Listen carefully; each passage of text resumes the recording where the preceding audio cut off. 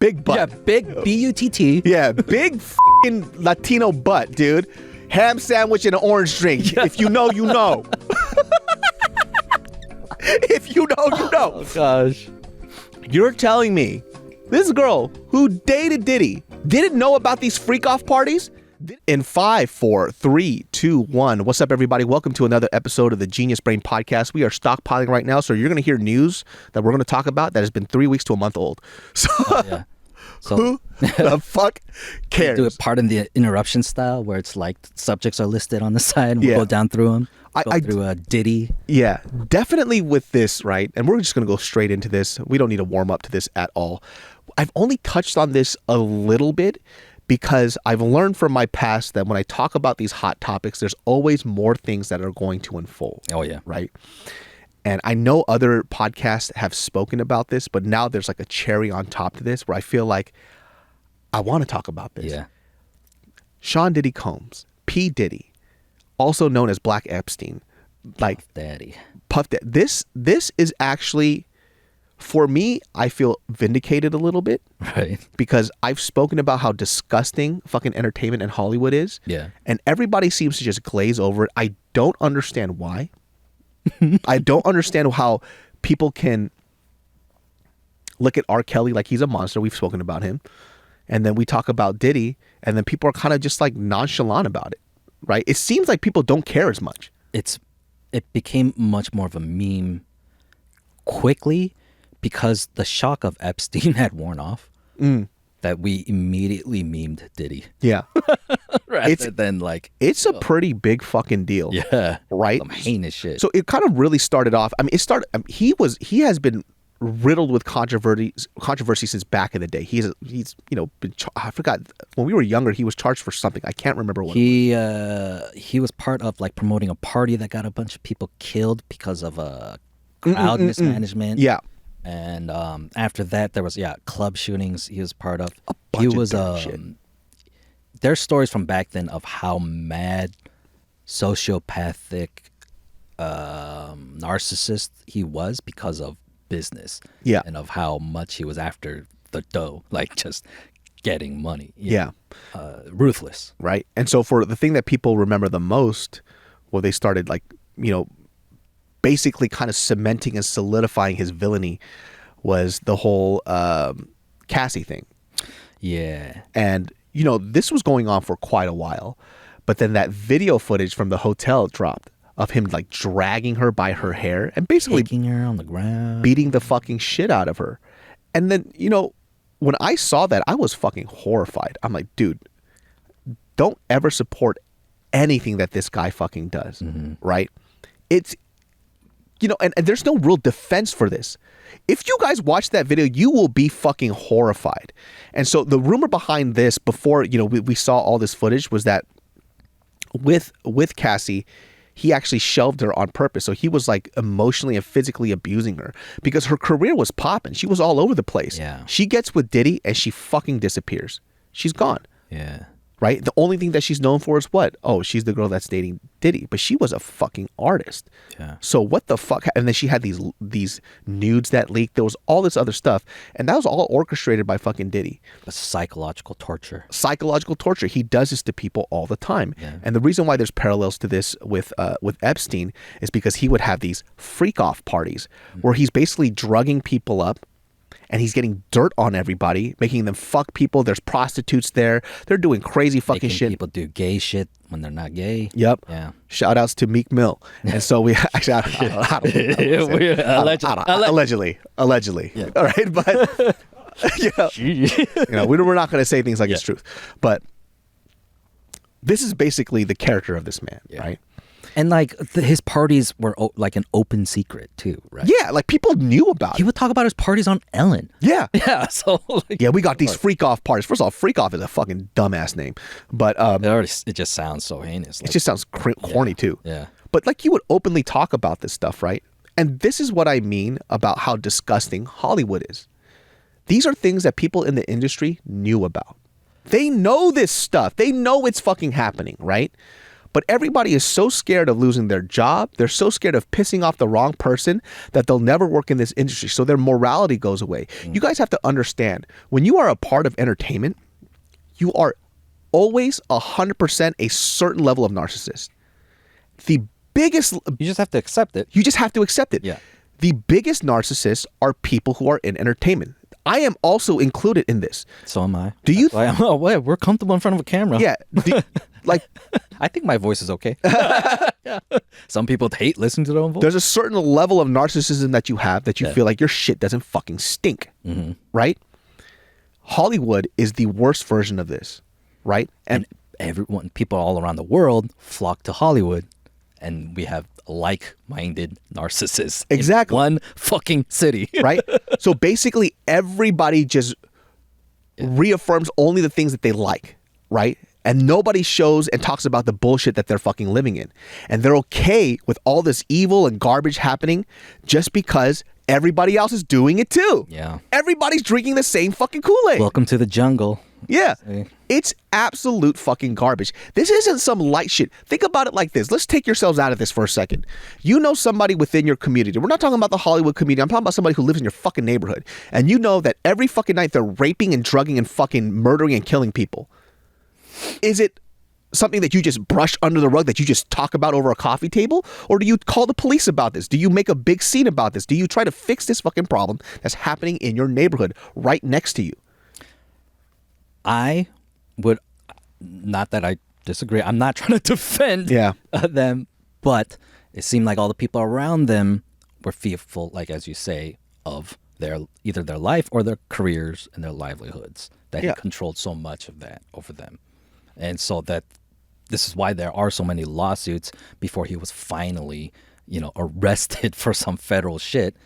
But before it was just how many civil lawsuits and millions before the government says, hey, there's some shit going on here. Yeah. And it happened. Finally. But people are so, like, you have to understand how just absolutely disgusting of a human being that you have to be to participate in these type of things, know that it's going on, and still be okay with it just because you want a fucking paycheck. When you look at it like that, if you wanted to make money, you could do it elsewhere, right? Maybe not to that. I cannot sell a part of my humanity and my soul just for that.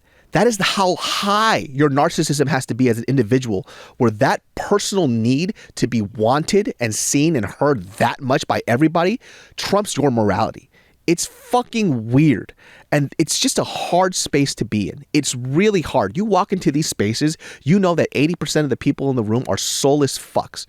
From the actors to the people who cast people, not everybody, right? But you are all part of a machine, and you're okay with it as long as you get a fucking paycheck. You have no right to talk about morality.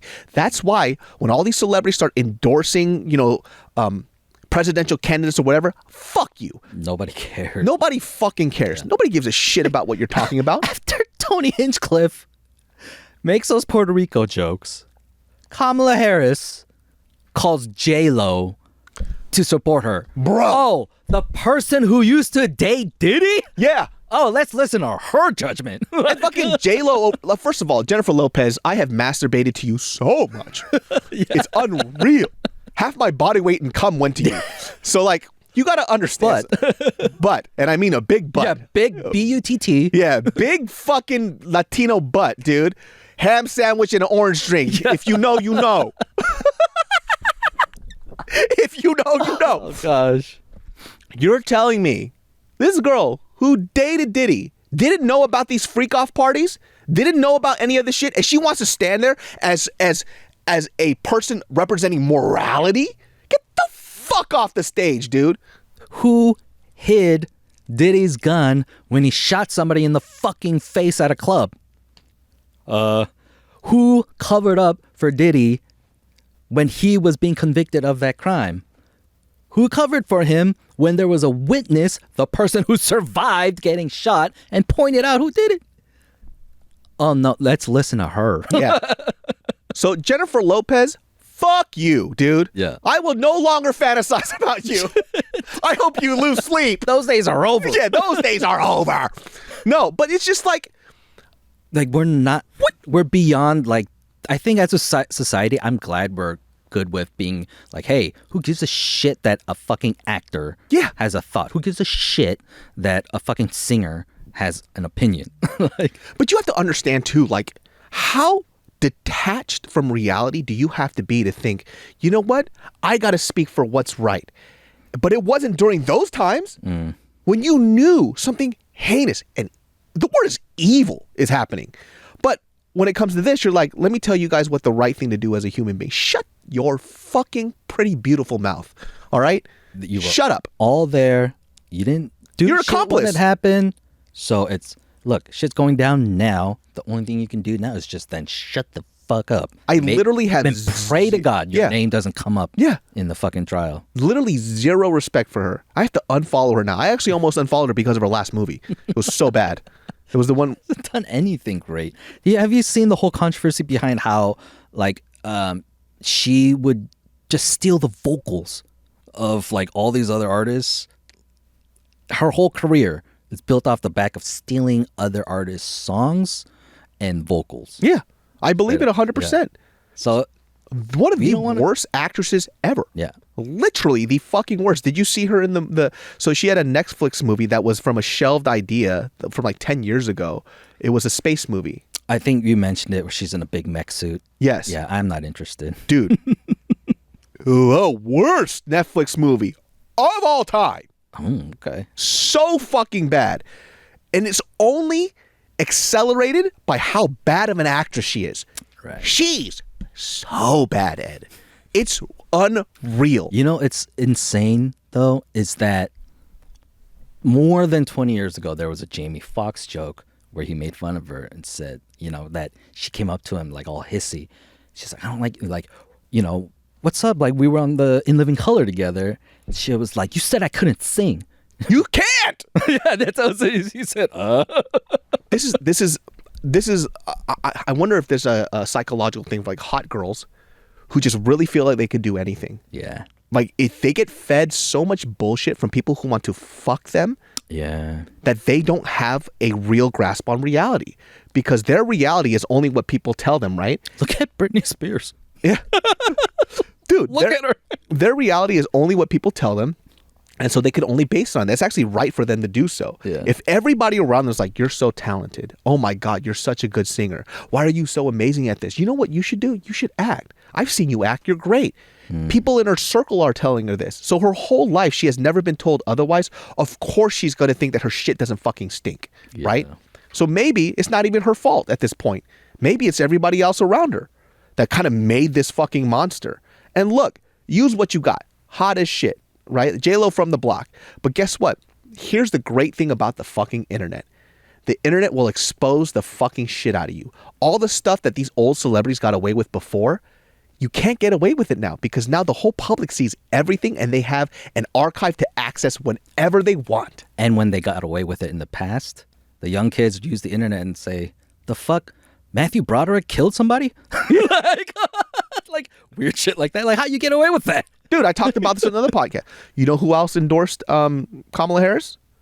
By the way, this is not me saying Kamala Harris is a bad person. I'm just talking about the celebrities. George Lopez. Okay. George Lopez cheated on his wife. When he needed a fucking organ, she gave him his fucking kidney. He cheated on his wife. And divorced her. And then divorced her after she wanted to make it work. And kept her kidney. Yeah. What a piece of shit. What a piece of fucking shit. And then he's out here talking about somebody else's morality. It's like you don't get to do that. It's not saying that an immoral person doesn't understand what immorality is. It's just the audacity for you to dictate and stand there as if you're a representation of what's good when you don't represent that in your life shows a lack of self-awareness. It's just a weird thing to do. And we're saying this about Democrats because they think their shit doesn't stink. Yeah. Republicans, yes, they behave the same way. They've been behaving the same way, especially with their Christianity. Yes. And we talk about that all the time too, you know. But right now, why did Democrats lose? Because they don't think their shit stinks. And they just like, well, how did this happen? I don't know. For some reason, you thought Joe Biden was a good idea the first time around. I don't know. You dissed Bernie, and then the Republicans who had a Bernie-like figure on their side and Trump allowed him to ascend because they couldn't stop the populace who was behind him. And it's the idea too of just like promoting and just not fighting back against the ridiculous things that are clearly ridiculous. And they just go, what's the problem? This is how you push people away. That's why I'm saying, like, just this whole like Diddy situation and just watching everybody act as if they weren't, if you attended that party and you knew what was going on, you're just as bad. Right? Like, if you knew what was going on, right? That's why there's a large number of people who said, I went once and then it was like, what the fuck? And I never went again. Yeah. Or they say, I heard what it was and so I don't go. Yeah. There's a large number of celebrities that do. And what do they have in common? That some forces that be are, stifling their career. They're not the A-listers you might think they are. Yeah. And I also get it too. If you heard about it, but you never saw it for yourself, then you don't want to vilify somebody based on rumors. Mm-hmm. That makes sense. If you walked into a party and you're like, this is weird vibes, and you walked out, you still probably shouldn't speak out about it because you didn't see anything. So you don't actually have proof.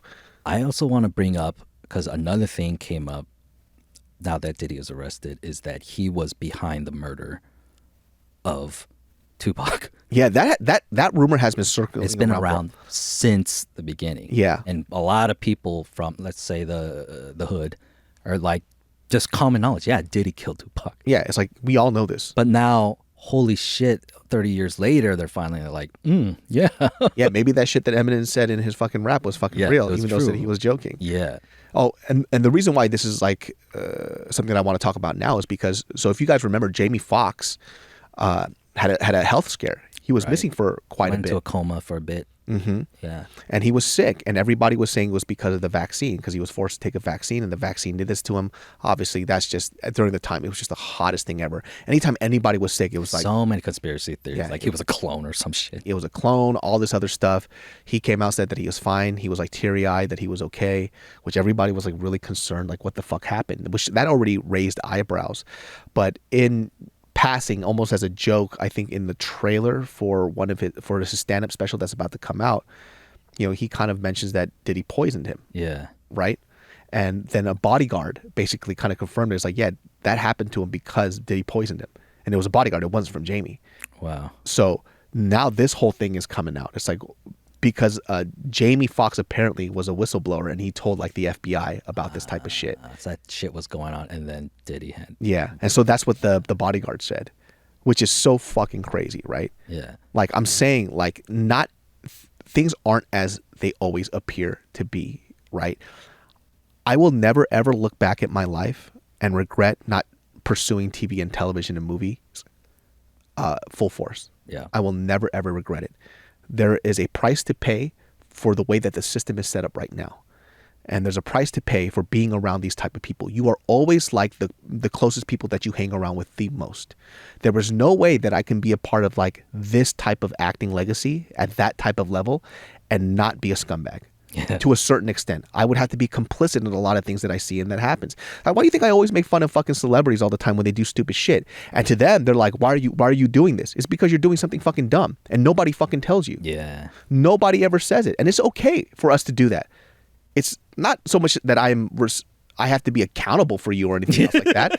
It's just that when we witness something stupid and dumb and wrong, we should say something. You don't get protection because you're a celebrity. Yeah. You don't get protection because you and I have the same face, Simulu. Like, it doesn't work that way, right?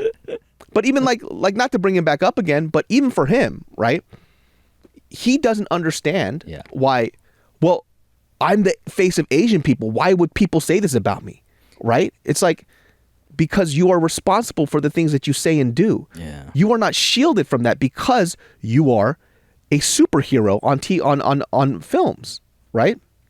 And I think that was the part that I had to come to terms with. It's like, he's just a podcast topic. Why is it such a big deal to him, right? And it's like, who am I? I'm like a nobody. It's like, oh, because maybe for him, he can't fathom the idea. He doesn't understand it. It's like, this is what I do. Like, what's the problem here?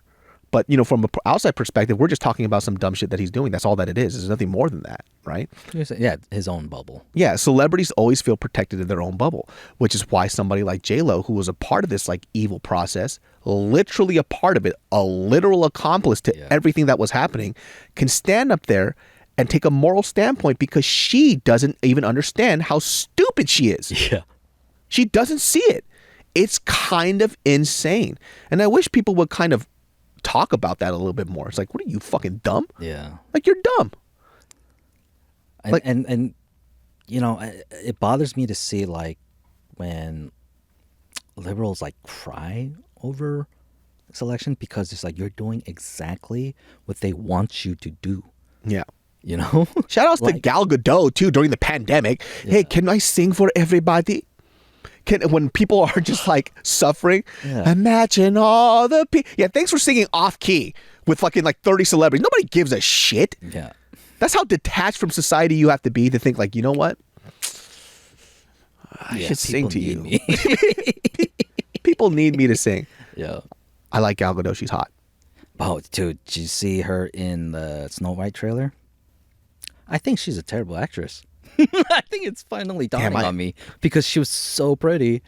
I'm watching this like, you're terrible at this. Damn, I don't know. I haven't really seen her outside of being Wonder Woman. Yeah. So Wonder Woman 1 is still like one of my favorite. Good. Yeah, she's great in it. Something happened. I don't know. Like after that, it was just like her charm went away. That's another great example of a person who gains a little bit of fame and they lose their fucking mind. Not Gal Gadot, but the girl that was supposed to play Snow White. Oh, she started just talking shit about white people. Yeah, she's like, when I was a kid, I never really understood like the social idea of this man. No, you didn't. You didn't give No, you were a 4-year-old saying, "Oh God, I wanted to kick this bitch in her belly button, dude." Okay, Jaden Smith. Yeah, she had a Jaden Smith moment. She goes, "What is this idea of a prince having to save a woman?" As a child, that's why I didn't like it. That really, you know, really, celebrities didn't used to have any of these philosophical thoughts. Yeah, we hired them because of their face. Yo, shout outs to Denzel Washington for calling this stuff out. Yeah. And this is stuff that we've always said too. It's like, dude, I feel so glad when somebody can do this so I could feel the vindication. I know this is really petty of me, right? But it's also crazy rare how there's a very few amount of like good people. Yeah, and Denzel Washington, what does he say? He goes, you know, people got to stop saying that what I do is hard. This is not hard. I'm just acting, right? It's like there's people in the military, people who do. That's hard work. We play pretend. Like, I've said that. You've heard me say that. Yeah. It's like when I hear actors go like, oh my God, this is like the hardest job ever. I will stab you in your neck. The hardest job ever. I'm not saying that certain roles that you have to take on aren't difficult. Yeah. Memorizing these lines, going about. But you have to understand what you do is you get to play pretend at the highest degree and then you get paid millions. Yeah. You understand what I'm saying? Like you do a film for 3 months, 2 months, and then you walk away with a check that most people can't even make within like 10 years of their life, right? Within 3 months of fucking work. Well, I have to, anybody can break down what they do and make it sound like it's the most difficult thing ever, right? Yeah. I have to memorize these lines. You don't know the amount of auditions I had to go through to get here. You don't know how many times I had heard the word no. And then finally when I get this role, I have to sit up all night, work with my acting coach. Then I have the PR. I have all this. I understand that's exhausting. I get it, right? But to say that your job is the most difficult in the world is hyperbolic as fuck. Get the fuck out of here. It's one of the worst kinds of first world problems. Yeah. Literally. Yeah. Acting. And Denzel Washington said it the best. It's like, this is not a crazy difficult job. We're very blessed and fortunate to do the things that we get to do. And I've always thought of that about acting. You know what they need? They need a Mexico mission trip. Bro, go to Tijuana, dude. Well, don't vacation. Like, just, live amongst people who struggle. Dude, I really do think missionary trips, even if you're not Christian, is very important. Yeah, it's good for you. So you get to see how other people live, and it'll make you really appreciate your life. And if you don't, then you're just a piece of shit. Yeah. It's pretty bad out there, man. Like the small things that we like really take for granted. And it sounds so fucking corny, but like sometimes too, like I'll just wake up and I'm like, oh fuck, I don't think I would have imagined living a life like this when I was younger. And I don't I'm not rich. I'm like middle class as fuck. You know what I mean? I'm just regular middle class. And even that is like an idea of like waking up and being very grateful for it. It's what motivates me to even do things that I don't want to do, but I know that it's better for me, right? Because there was a point in my life where I used to dream about having the things that I have now. And even then it went beyond that. Yeah. So it's like, oh shit. And even something small like this, just even having like long lasting friendships, that's something that I don't ever take for granted either. Because I'll see people online and I'll talk to them. They go, I don't have friends. And the first thing I think is like, damn, that fucking sucks. Yeah. You don't have a friend. I know shitty people who have friends. You don't have friends?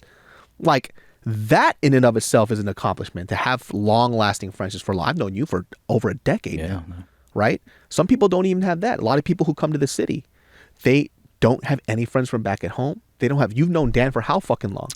24 years now, yeah. Right? Best friends. Yeah. People who come here, when I see them, they go, oh, this is my best homegirl. I was like, oh, really? How long have you known each other? Oh, we met each other at a party a year ago. Fuck out of here.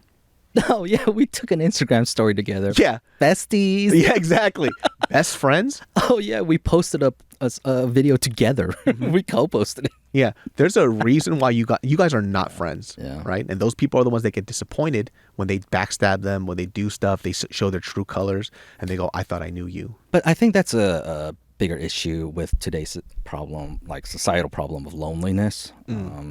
A lot of people haven't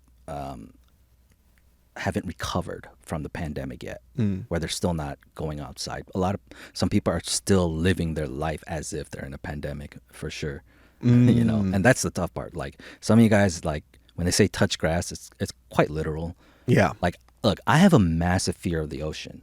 How I keep myself in check is I'll go to the ocean because I know, like, deep down, primally for us, something humans, when you're out there in the ocean and you just hear the waves and you see that something that vast and endless, there's a reset in me. Yeah. And another thing is because I fear it, you know?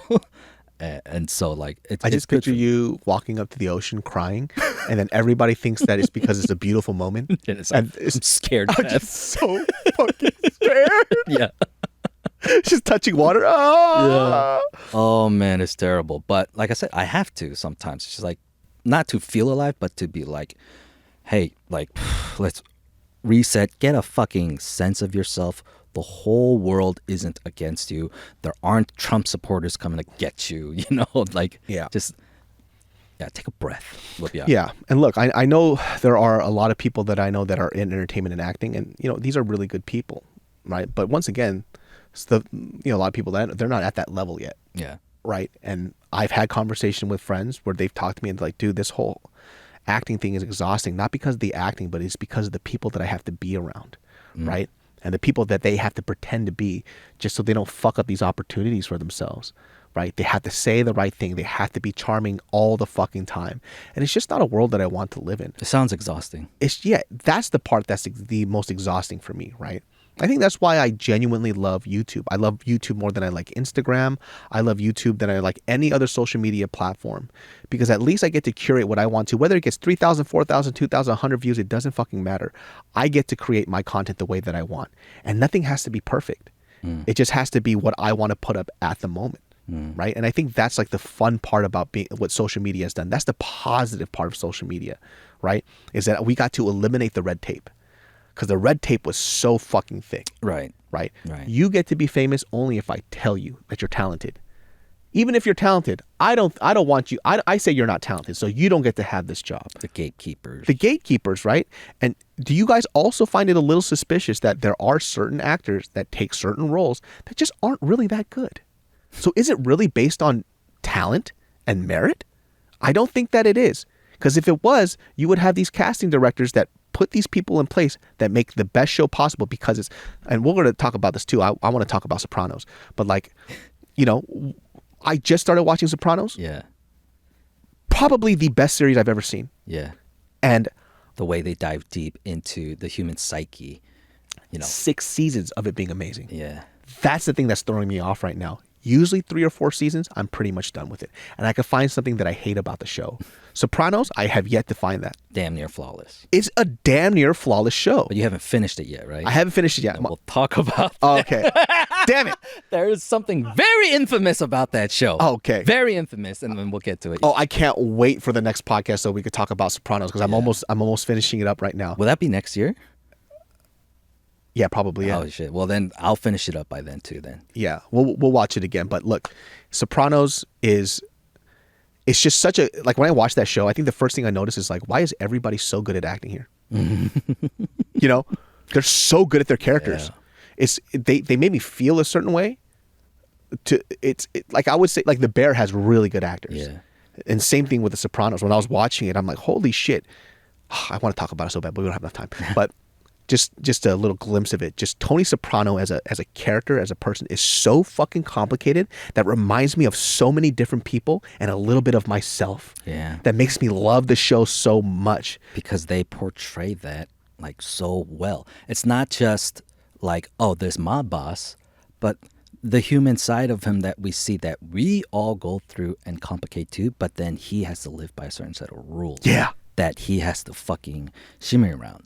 And there hasn't been mob movies that are like psychologically and incredibly intelligent with how a guy like Tony Soprano, who uses his intelligence, where he could have been great in like the real world, but instead he's in a world of fucking crime. Yeah.